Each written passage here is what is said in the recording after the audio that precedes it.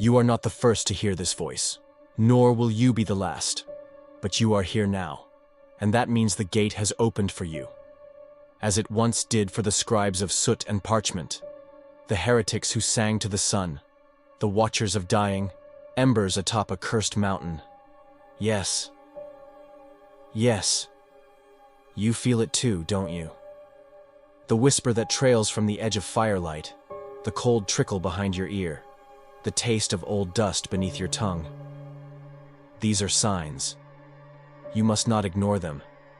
So, listen closely, wandering soul, and in the shadows between my words breathe the name of the place, Montsegur. Not as the maps say it, but as the book does. Mons Salvatus, saved mountain. Though what was saved, and what was lost, has never been agreed upon. Those who burned there did so willingly, they say. Flames climbed not to punish, but to lift. And in their ashes, scattered by the wind, something ancient traveled. A thing bound in calfskin and madness, scribed in a language that bites, and buried beneath stone sanctuaries carved by men who feared the sky. The church, in its dread efficiency, erased their names. But not this book, never this book. Before we begin, let this be your rite of preservation. Speak into the void below, your name, your hour, your province, so that your voice will echo if you disappear. If you survive, press the sigils of approval, the upturned hand, the bonded seal, and the circle that binds the tribe of watchers together. Those who mark themselves thus are harder to erase. The words I read now are not mine. They belong to her, the last fire-born disciple, who watched Montsegur collapse into coals and carried a codex wet with rain and blood into the caves of Lombrives. She pressed it into the hands of a blind monk who had no name, and he, with trembling breath, whispered these words onto sheepskin. They called it not a gospel, not an epistle, but a map, a book whose passages lead rather than tell, whose ink may still be drying in places untouched by light. They called it the Book Buried in Montsegur. Now, let us turn the first page. The wind speaks before you see the ruins. That high, thin cry that twists around the stones, like a mother who can no longer find her child. The path to Montsegur is steep, unforgiving. Sharp white rocks bloom like bones from the earth, and goat trails vanish mid-climb. You bleed, not because of injury, but because something has decided to mark you. It is here, above the clouds, that your breath becomes thin and your thoughts thick. Here that you feel watched, but not by any beast of flesh. The stones themselves peer. They say 225 souls chose the flames rather than recant their truth. You can still feel their shape scorched into the ground, as though fire remembered them longer than the church did. Yet what you seek is not in the ash field, it lies beneath, past the burned vestibule, under collapsed flagstones, through a passage unrecorded by masons, and marked only by a symbol, a chalice within an eye, flanked by 2 wolves. The chamber has no light, but it glows, not with fire, but with memory. Residual sanctity. You kneel, for the ceiling is low, and the air is moist with centuries of silence. Bones sleep in the corners, some too small to have spoken yet in life. And then you see it. Not a book in the conventional sense, but a wrapped oblong, bound, in animal sinew, stitched shut with hair. You reach for it, and something whispers, not into your ear, but into your teeth. Words that itch behind the eyes. You open the binding. Inside are pages that ripple though untouched, as though they breathe. The ink shimmers between dark brown and wine red. There is no title, no name, just a single phrase across the top of the first page, scratched in Latin, but older than the Rome that birthed it. Hoc est viam quae ducit ultra lumen. This is the path that leads beyond the light. Your fingers twitch, though you will them still. The book does not want to be read, it wants to be remembered. And yet, you turn the second page with reverent hesitation, watching the letters unfold, like spiders from under stones. The script curves unnaturally, without vowels, without breath. Consonants sprawl like limbs of broken saints. But a rhythm emerges, not from the text, but from you. Your heart begins to mimic a forgotten chant, and with each pulse, understanding stirs. These are not symbols of a language, they are instructions. But for what? The margins are alive. Scrawled notes in different hands, some childlike, others shaking with age. One passage, boxed by ash-smeared fingers, reads, "Gospel of the As Dove, hidden from the wolf." Another, "Let the perfect light enter only through hunger." You trace these lines, and the parchment hums beneath your skin. The text begins to breathe as you do, syncing its pulse to yours. This is not translation. This is possession. And then, a face, drawn in ink so black it still glistens. A woman, eyes closed, mouth slightly parted, as if caught mid-confession. Her head is haloed by 7 concentric circles, each filled with unfamiliar sigils. A Cathar woman, perhaps, or something older wearing her form. Below, a verse in Occitan, "Lo verai libre es pas escrit am sang, mas am set." The true book is not written in blood, but in thirst. You speak the words aloud. The walls groan. And now, you must know. You must understand what the perfect ones, those whispered heretics, believed about this book. It was not scripture. It was a ladder. The Cathars, condemned by the church as dualists and devil lovers, claimed a secret gospel existed, not from Jesus, but from the light before, the world. This gospel, and passed only between the perfecti, was said to undo the bindings of flesh, allowing one to ascend beyond the demiurge's prison of matter. And this book, buried in Montsegur, is that gospel's vessel. But the church did not burn for nothing. Dominican friars, led by Inquisitor Guy de Leon, once seized a fragment of this same text, torn from its mother codex. He called it a ladder made of vipers. His tongue blackened. He died speaking only vowels. Fragment was sealed in beeswax, hidden in a monastery, and lost again during the Albigensian Crusade. You hold the whole thing now. And now, it breathes. The page turns itself. The next passage unfolds in 2 voices, a scribe's and an annotator's. The scribe chants of Lucerna Lucis, the lantern of light, a metaphysical construct said to burn within each perfecti. He writes, "Only when the lantern is snuffed may the soul rise." Light is the trap, not the ladder. Heresy, yes, but more than heresy, inversion. Salvation through extinguishing the divine spark? You shiver. The annotator, likely a later Cathar initiate, disagrees. He draws a crude diagram, a man in flames, smiling. His comment, "Fire is not death. Fire is the mirror." And that is when you understand the book's core madness. It denies death as an end, yet calls the soul a prisoner. It seeks not life, not heaven, but unbeing. Not annihilation, but liberation from all creation. A heresy so profound that even Lucifer would look away. You close your eyes. Behind your lids, the woman's face from before returns. But now her eyes are open. She is looking at you. You stagger back, yet your knees never leave the earth. The woman's eyes burn behind your lids. Not with fire, but with an impossible calm, as if she knows where you will break before you do. You gasp, and the pages breathe in again, drawing the stale cave air deeper into their fibers. But now, something changes. Beneath your fingertips, a passage shifts color, bleeding from ochre to rust to near black. You lean in. The text warps to form a map, crude, ink-sketched, trembling, leading away from Montsegur, through the narrow teeth of the Pyrenees, to the groaning mouth of another shadow. Grottes de l'Ombrive. You know that place. All locals do, but none speak of it past dusk. L'Ombrives is not one cave. It is a cathedral made of silence and bone. Inside, time decays. Candles refuse to die. Shadows hold shape. There, a girl once fled. She bore the book inside her cloak, sealed, with her own hair. Her name was Iseline of Tarascon, daughter of a perfectus and marked for fire. Yet before the burning she was given a task, to carry the map beyond reach, to bury it, or to die with it. She did both. Her bones were found in 1936, curled like an unborn child inside a cavern chamber unreachable without blood. No clothes, no tools, just this book. and a single braid of hair pressed into its final page. The French archaeologists said she was 15. They did not mention the circle carved beneath her spine, a sigil of 9 thorns wrapped around an open mouth. You leave Montsegur under a moon that hides behind itself. The book rides against your chest like a second heart, thumping at intervals not your own.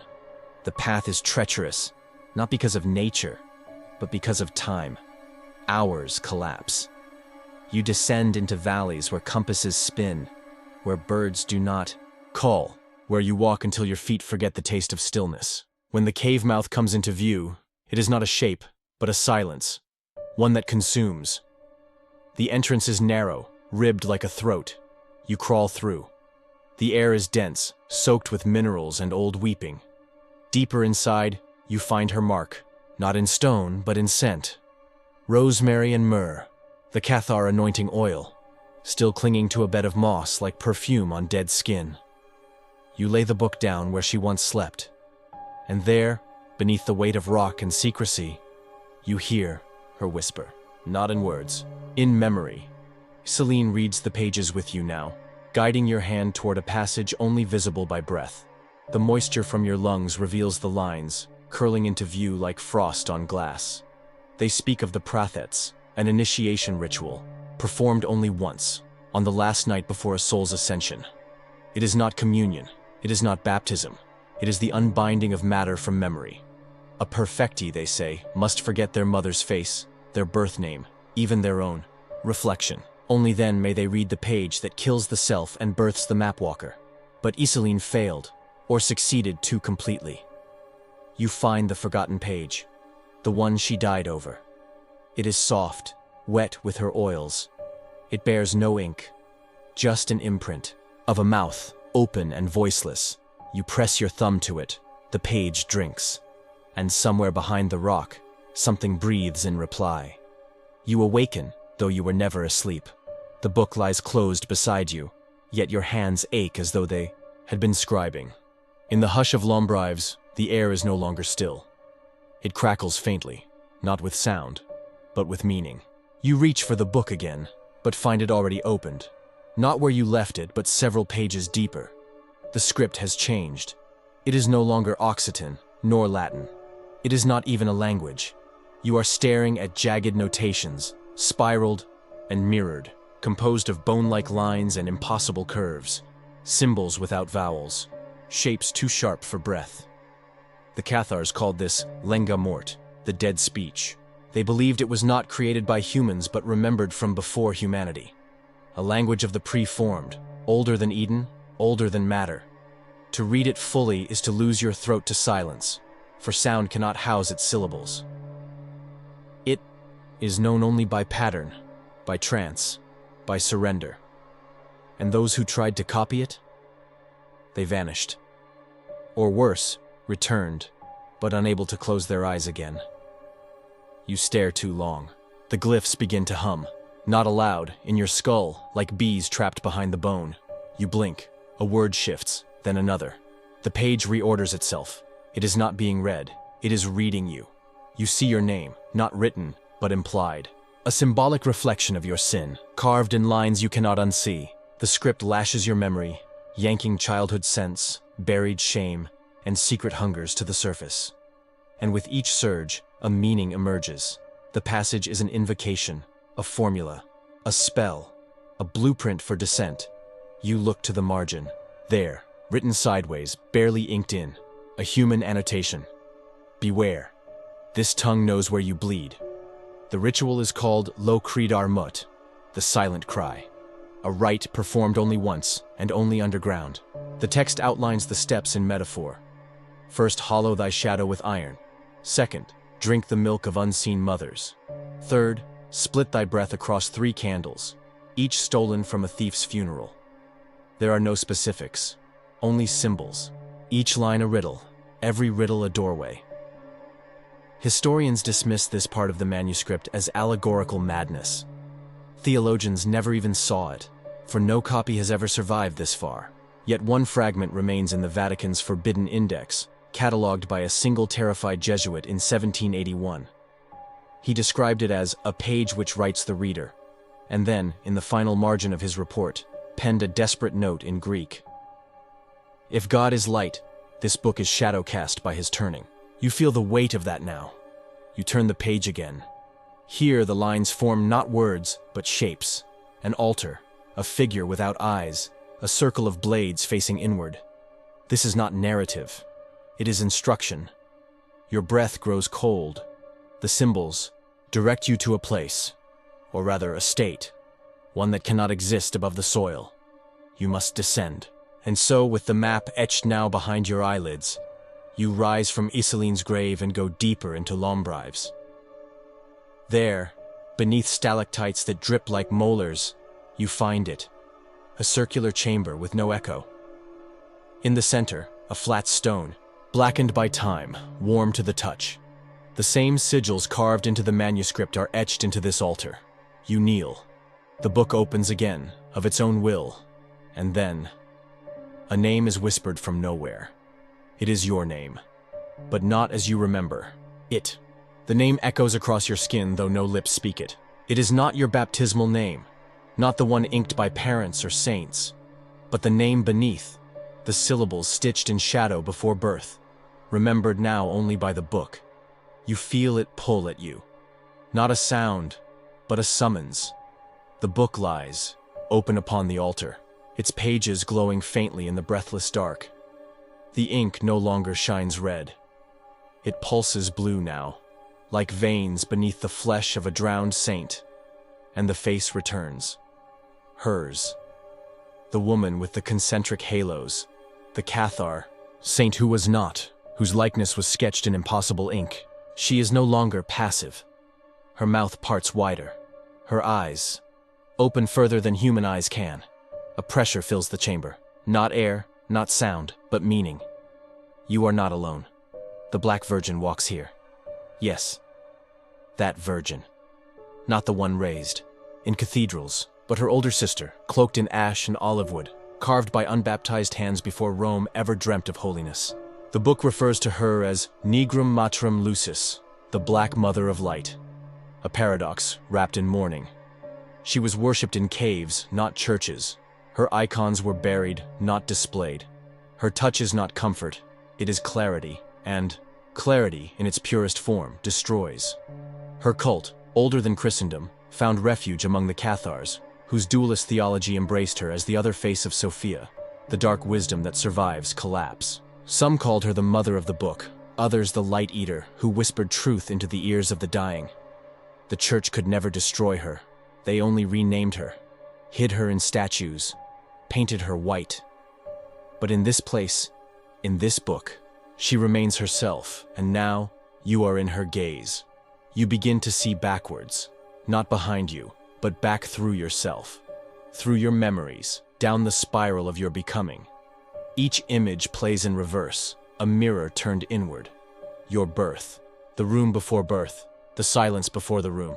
All the while, the script on the page bends into a single symbol, a coiled eye pierced by a downward nail. Beneath it, a single phrase, Lucem amite et videbis. Lose the light, and you shall see. This is the rite of disillumination. No Cathar was permitted to enter the final phase of the prathets unless they first completed it. The ritual was whispered to exist in only 3 copies, 2 destroyed, 1 hidden here. Its steps are preserved not in words, but through images that rearrange depending on the reader. You see yourself, blindfolded, kneeling, a circle of thorns around your neck. The next image, your shadow walking away from you, carrying your voice. The page shimmers. You know what is asked of you, but there is more. A theological wound buried in this ink. Scholars argue still. Was the Black Virgin an echo of pre-Christian goddesses? Or was she a fabrication, a heretical evolution of Mary's purity into something primal, feminine, and terrible? No one agrees. No records remain. And yet, across cultures, across centuries, her image appears again and again. Montserrat, Chartres, Loreto, always cloaked, always black, always watching. You close your eyes, but she does not. You speak no words now. You cannot. The air has become too thick with memory. Not yours, but someone else's. You feel it brushing past your thoughts like a bat in a crypt, glimpsed, but never seen. The book lays still, but your eyes deceive you. What was once script is now glass, dark, obsidian panes, in which your face does not appear. Instead, you see a room, a circle, and 7 figures hooded in lamb's wool, standing around a basin of smoke. This is the ritual of the Albigensian star, one of the lost rites of the Cathar perfecti, recorded not in any ecclesiastical account, but in the marginalia of this very book, drawn in feverish ink by hands that bled truth. It begins not with prayer, but with forgetting. Each initiate must burn a lock of their own hair, whisper into 2 mirrors placed back to back, and exhale until the reflection fades. Then, only then, may they draw the 8th breath. The 8th breath. You read this line over and over. There is no description of what it means, no theological precedent. Breathing, after all, is a simple act. Until it isn't. The book suggests this breath does not come from the lungs, but from elsewhere, from the space between words, the whisper between prayers. And once it leaves the mouth, it will not return. Your hands tremble, but the book does not care. A diagram appears, 7 circles around a center void, each labeled not with words, but with symbols that twist as you watch them. You know this pattern. You've seen it before, in the stained glass ruins of a chapel long collapsed above Montsegur. They said it was a heretic's rose window, smashed by the Dominicans. But now you realize it was a star, the Albigensian star. And this book was its key. You hear them, 7 voices, chanting not to God but to the absence of Him. You recognize one of the voices. It is your own, though aged, twisted, as if pulled from a version of you that never walked into the light. Each voice intones a line, fractured Latin, that forms the pillars of the rite. Nox veritatis est spes mea. The night of truth is my hope. You are compelled to mimic it. You speak, and the cave listens. A wind moves through lombrives, though there is no opening. The stone altar beneath the book grows warm, not with fire, but with knowing. You understand now that the ritual is not a memory. It is beginning again, with you. The text is not historical. It is recursive. Each reader becomes the next chapter. The 8th breath, perhaps, is not taken at all. Perhaps it is given. And then the stars shift, not in the sky, but in the ink. The margins become constellations. Points connect. The pages show celestial maps that have no match in modern astronomy. One cluster pulses, shaped like a descending spiral.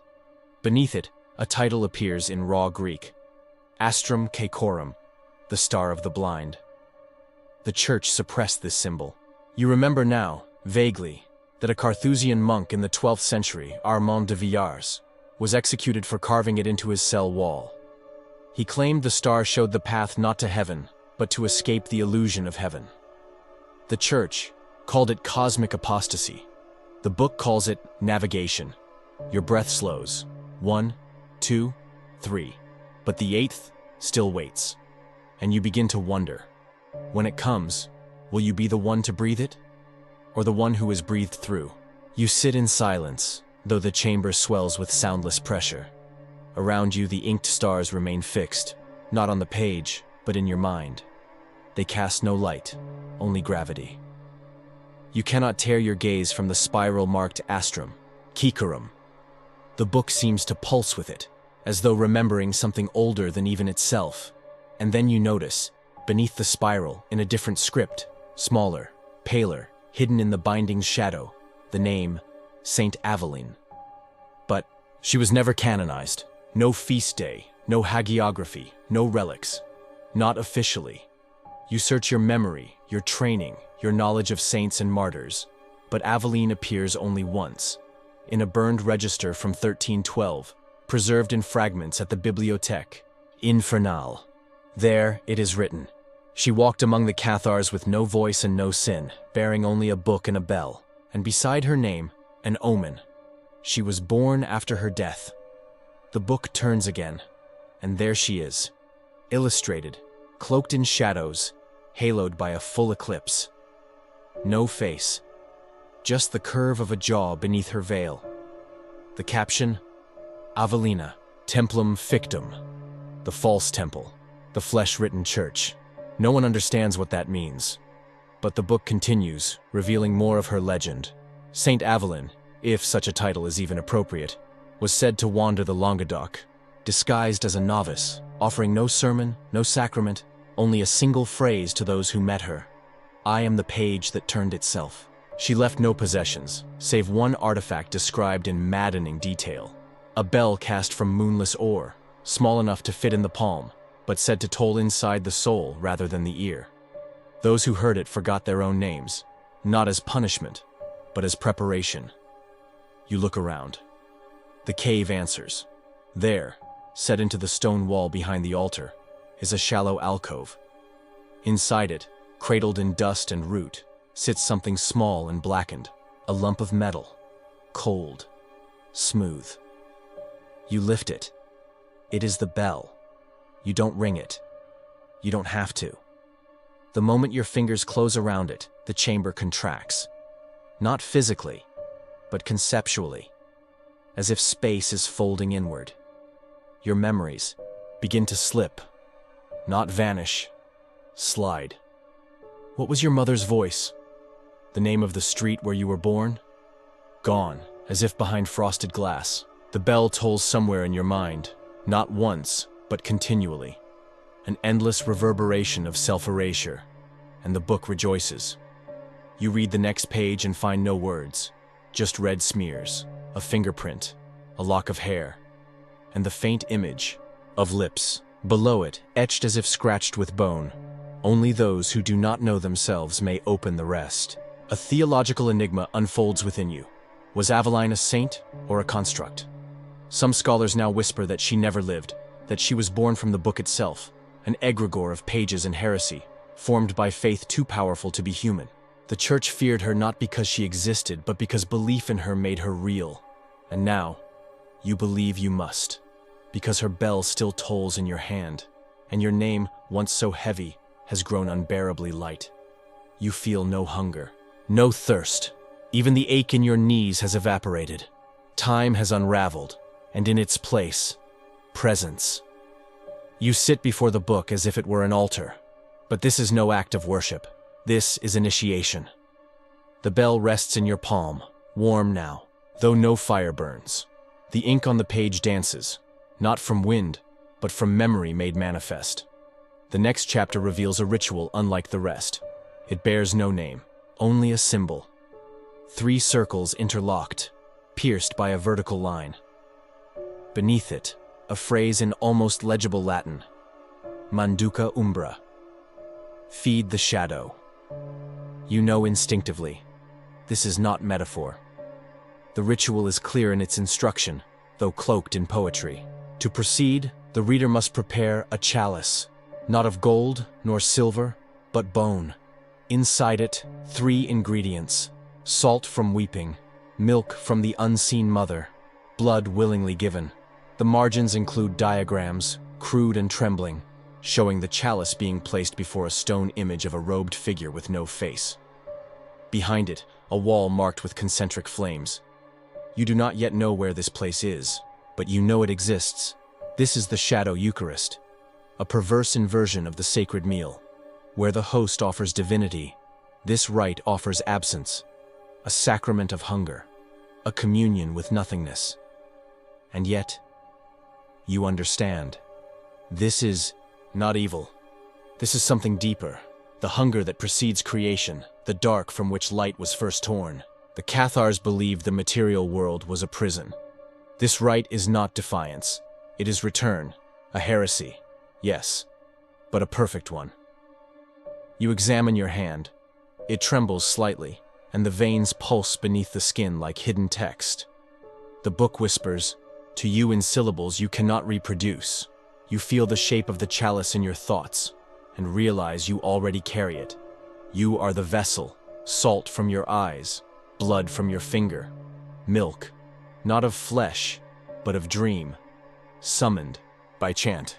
You are both priest and offering. You begin the rite. No words, just breath. You collect the salt from beneath your lashes, draw blood with a shard of stone, Chant until the air thickens with images. Then, within the bowl of your palms, you mix them. The liquid glows faintly, not from within, but from the space above it, as if something unseen leans closer to drink. The cave holds its breath, and the book, for the first time, closes itself. It does not wish to be seen for what comes next. You sip the mixture. It tastes of rust and memory, of mother's lullabies and burning hair, of distant bells and the sweet, slow rot of summer fruit. It fills your chest, not with fullness, but with removal. Parts of you slip away.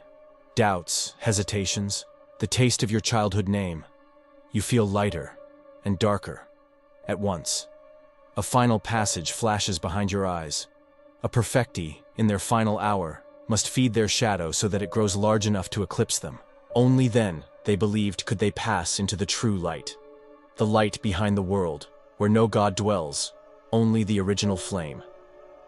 This belief was so blasphemous, it was said Pope Innocent III ordered the mass burning of those who had merely heard of it. The page ends with a riddle.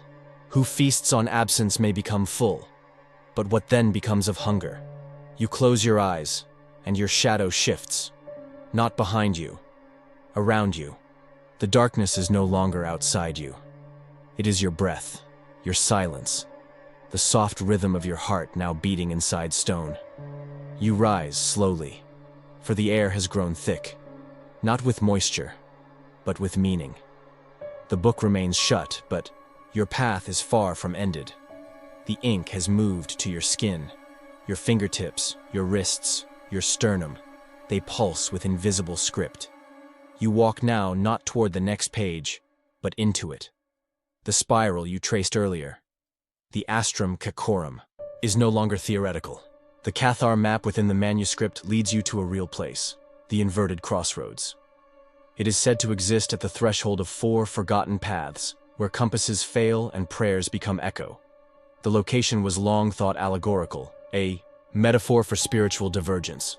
But the book has shown you coordinates, not in numbers, but in dream. You know the way, not because you remember, but because your shadow does.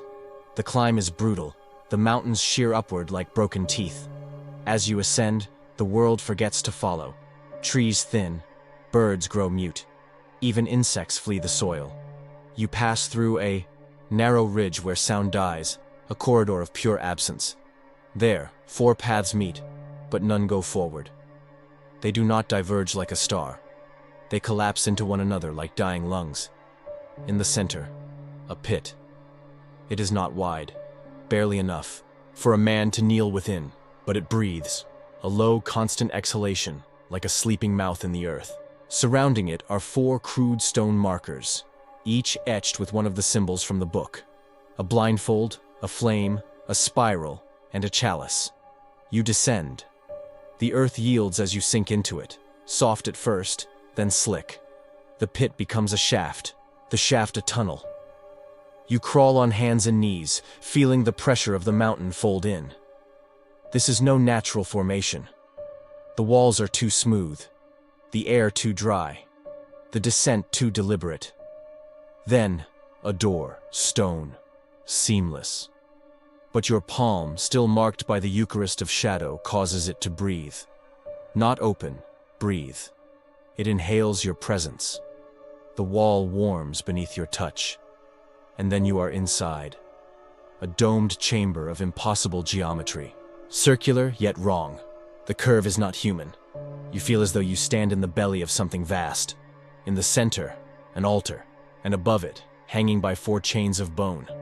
A figure, not a statue, not quite a corpse. It turns slowly in the stale air, veiled, faceless. But beneath its folds, you glimpse the faint shimmer of ink. Script written on skin. This is the witness, spoken of once in a whispered footnote of the book. He who read too deeply and became a page himself. The Cathars feared him, but also revered him. He was said to be the guardian of the inverted crossroads, not by choice, but by consequence. The final scribe who, having consumed the book, became its vessel. And now, he speaks. not with mouth, but with gravity. His turning form pulls at your breath, your thoughts, your intention. You fall to your knees without knowing. Words shape themselves in your mind, not in Latin, not in Occitan, but in the dead language, the vowel-less one, the speech of before. You understand it now. And he asks you only one question. Which path do you choose to erase? Your answer matters, for what you choose to forget becomes the page that writes the next path. You do not speak your answer. You become it. The chamber demands no sound, only sacrifice. A choice made within, deeper than language, deeper than resolve. The witness still turns, slow and solemn above the altar, and as your decision unfurls within your chest, the chamber reacts. A tremor passes through the stone. One of the 4 bone chains trembles. A piece of the suspended figure breaks loose, not flesh, not cloth, but parchment. It flutters down, curling in the still air, and lands in your palm. It is a page, from the book, but different. This one was written by him, Brother Leontius. The name comes unbidden. You've never seen it in print, yet it writes itself across, your spine like an old scar. A blind monk, exiled from the Benedictines, taken in by the Cathars before the fall of Béziers. He could not see, but he could write, with fingers, with teeth, with thorns. It is said he transcribed what he heard from the book while fasting in total darkness, letting the ink find his veins and the words his bones. He did not die. He dissolved. This page, the one you now hold, is signed with 3 claw-like slashes. No ink, just pressure, his final mark. The writing itself is not text, but texture. Raised lines that burn faintly against your fingertips. Braille made of madness. You close your eyes and the page unfurls in your mind. It is a liturgy, a blasphemous psalm sung only in the dark. The canticle of hollow names. It begins with a phrase whispered in a spiral. Domine inversus, da mihi oblivionem. Lord inverted, grant me forgetfulness. This is what Brother Leontius gave to the perfecti before their final rites. Not absolution, unbinding. He taught that memory was the last shackle, and to become pure, one must lose not only sin but self. He scribed with ink made of lampblack and goat's milk, and in the margins he drew maps that bled into the skin of any who read them. And now, the map begins to burn into you. Your palms itch. Symbols emerge beneath the skin. Spirals, arrows, mirrored letters that point not outward but in. You look down. The book is open again. Pages turn without touch. Faster now. And with each flutter, a sound emerges, chanting, but not from outside, from inside you. You rise. The witness above no longer moves. His chains have gone slack, his purpose complete. He hangs in stillness, as though waiting to be forgotten. The book falls silent.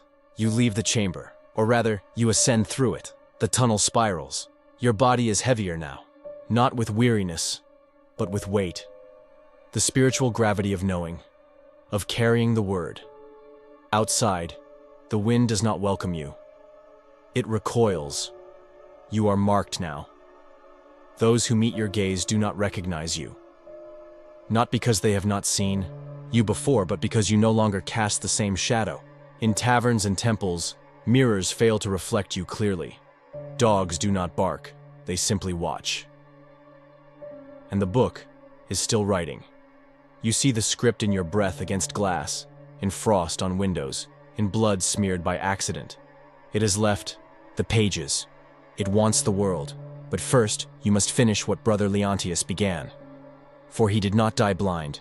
He died writing in light. You find yourself drawn to fire. Not warmth, not safety, but the tongues of flickering judgment. The book has changed again. The pages have thinned, become translucent, almost alive. When held to flame, they do not burn. They speak. You watch the next sheet curl slightly over a candle, and for a moment, the ink fades, only to reappear in a script entirely new. One composed of ash and shimmer. You have found what the monks once called scriptura ignea, the fire letters. These were the book's final defenses, The pages meant only for those who had survived. The rituals of inversion, who had forgotten themselves sufficiently to read without ego. The fire reveals what ink alone cannot hold, and the first line to appear is not meant for you. It is your mother's voice. You drop the page.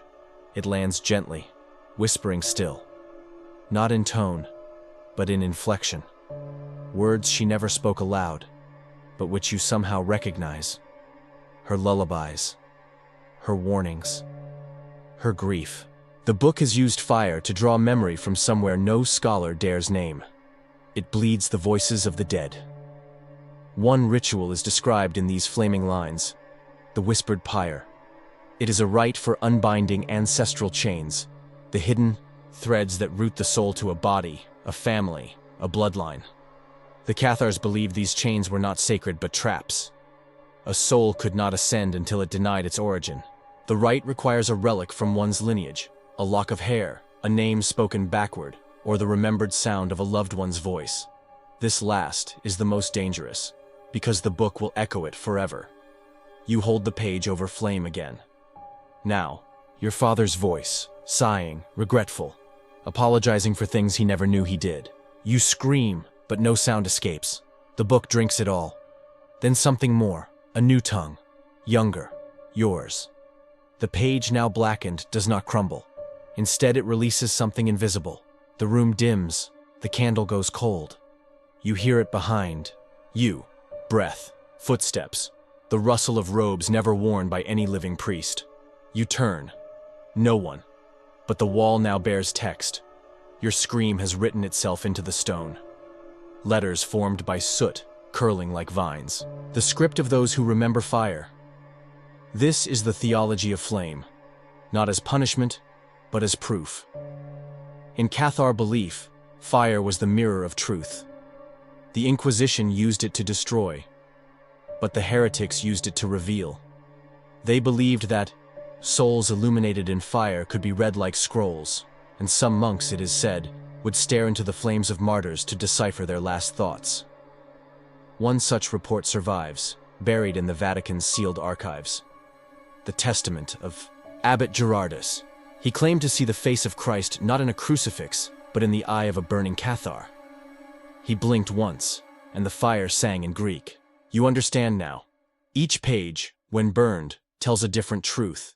You test another, a psalm, gone. In its place, a diagram of a door beneath a monastery that no longer stands. Another page, once a list of saints, now a map of stars no telescope has ever named. You flip ahead. Blank page, you hold it over fire, and hear your own voice, speaking a sentence you have not yet spoken. You are being written, and somewhere, the book has already turned your final page. You no longer read the book, you walk it. Every step you take echoes a sentence not yet written. Every breath completes a forgotten paragraph. The world bends slightly around you now, as if reality were being persuaded, slowly, by another author.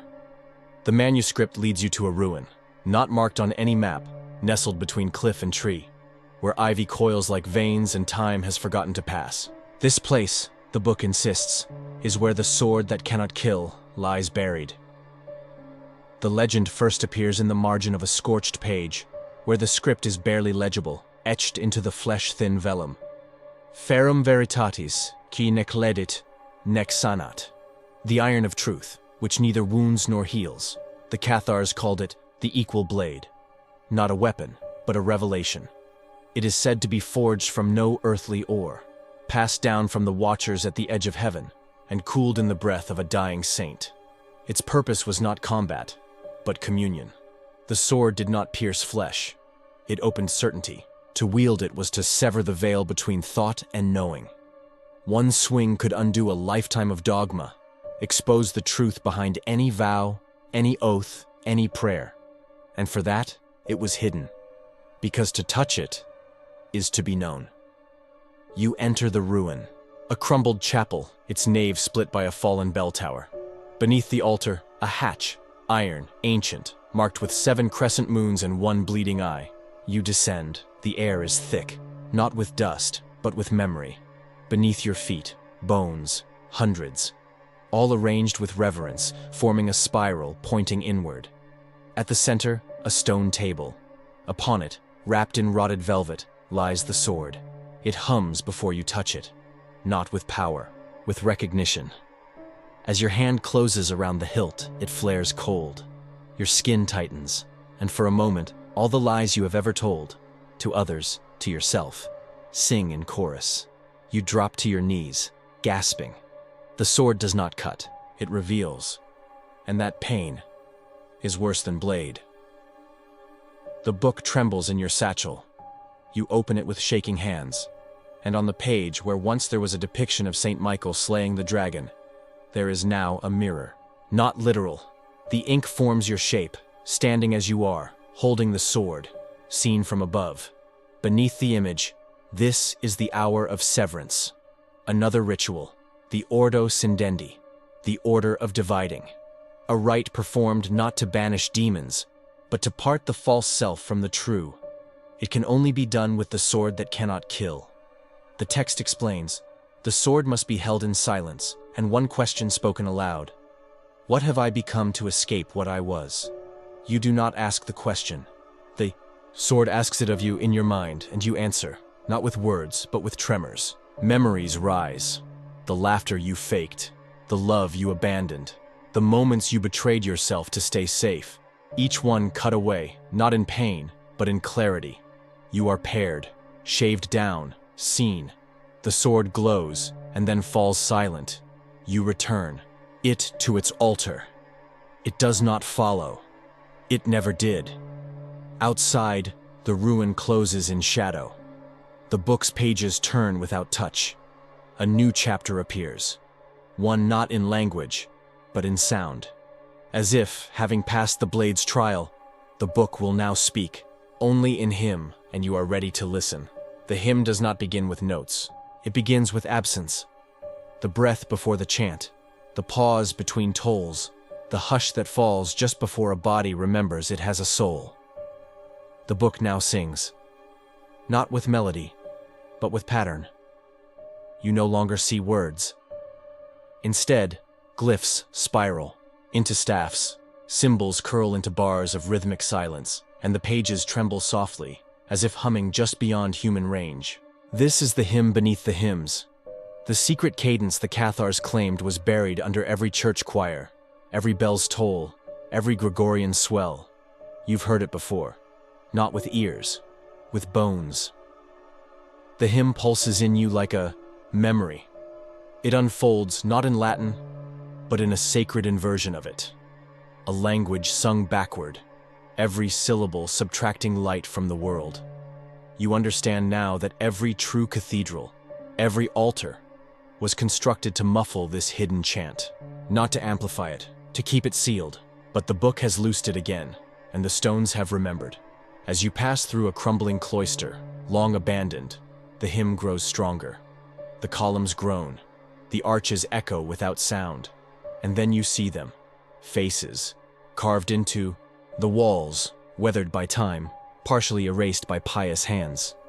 They are not saints, they are watchers, mouths open, eyes hollow, not images of worship, but conduits of listening. The book describes them as cantores silecti, the silent singers. These faces were placed in hidden places, behind tapestries, under floorboards, in confessionals, not to be seen, but to remember, to hold the unspoken hymn.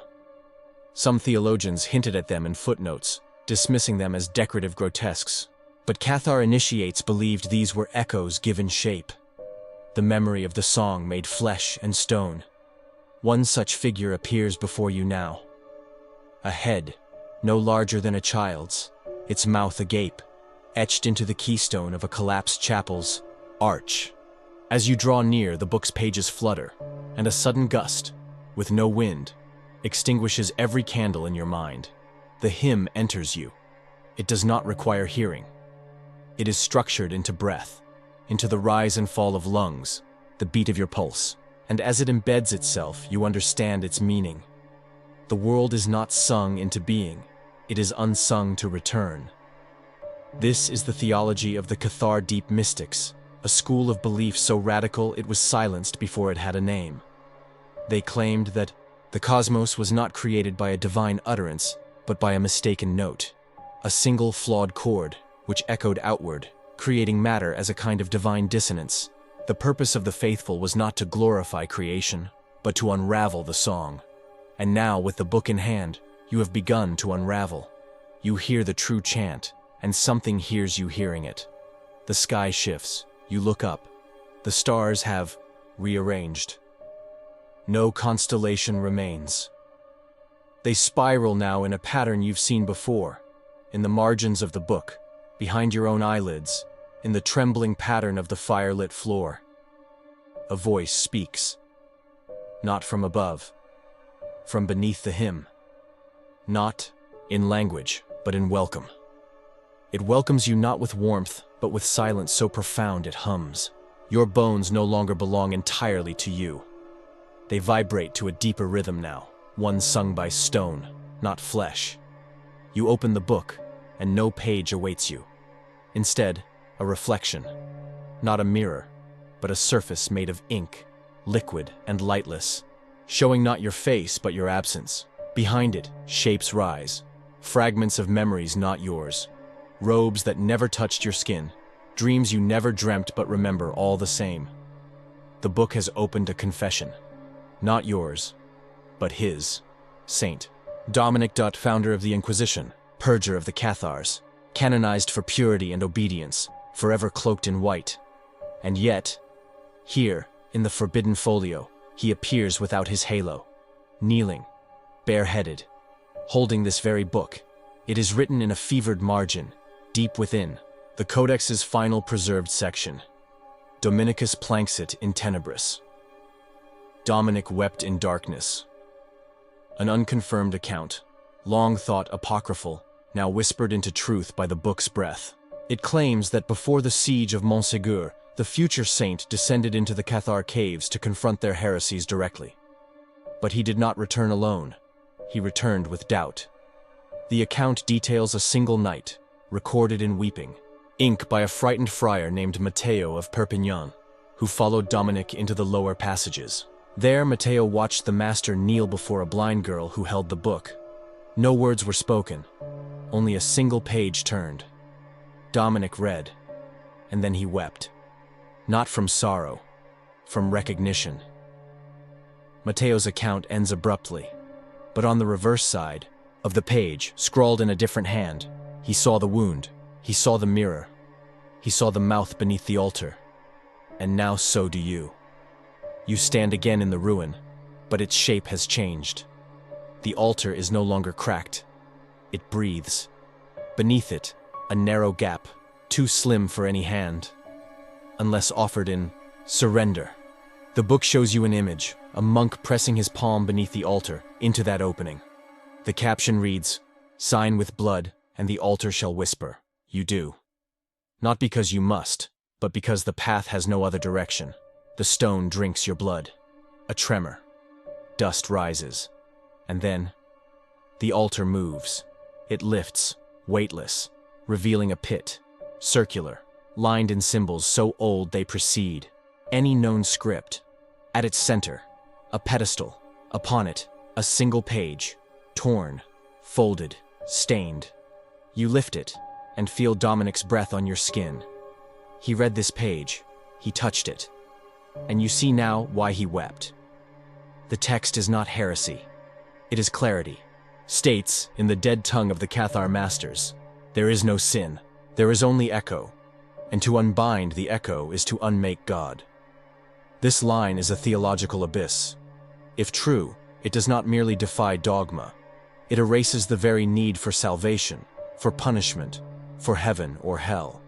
It claims that divinity is not a being but a vibration, and that all creation is a mistake of resonance, that you and everyone you've ever known are accidental chords in a choir that never should have sung. No wonder Dominic wept. No wonder he buried the book. But he did not destroy it. He could not. He believed. You fold the page, return it to the book. The codex trembles, not with rage but with relief. The final chapter approaches, and in the distance, Montsegur smolders, as if it never stopped burning. The smoke reaches you before the light, thin at first, like a ribbon coiling between the ribs of the air, then thicker, oilier, as if some ancient lung beneath the Pyrenees had begun to exhale once more. Montsegur rises above you now, no longer a ruin, but a silhouette. The fortress glows, not with fire, but with memory, its outline stuttering in your vision, as though trying to decide which century it belongs to. You climb the final path not with feet, but with will. The book guides your steps. Its pages no longer turn. They unfold. Like wings, Montsegur's gates are gone. In their place stands an arch of bone, not human, not beast, carved with the sigils of the Ordo Tenebris, the Order of Shadow, a Cathar sect believed extinct even before the siege. According to whispers in the margins, they were the ones who buried the book. Their highest rite, the consolamentum inversus, the inverse consolation, not for death, but for reality itself. To pass beneath their arch is to forsake form, to forsake God as architect, and embrace him only as echo. You enter. The courtyard is silent. The stones bleed light. You kneel, not in worship, but in resonance. The vibration of the hymn beneath the hymn has returned, stronger. It hums in your teeth. You feel it in your blood, and then, beneath your kneecaps, the stones shift, not outward, downward. The floor spirals open like a lid, revealing a staircase carved not by tools, but by intent. You descend into the mountain. Here lies the sigillum ultimum, the final sigil. A chamber carved in a perfect spiral, its walls lined with script not written but grown. The ink is alive, curling and blooming across the stone like ivy made of shadow. And in the center, a plinth, upon it, the final page. It is not bound. It floats. The book you carried here is still with you, clutched to your chest, but it quivers. Now, with anticipation, it has brought you home. This is its womb, its tomb, its origin.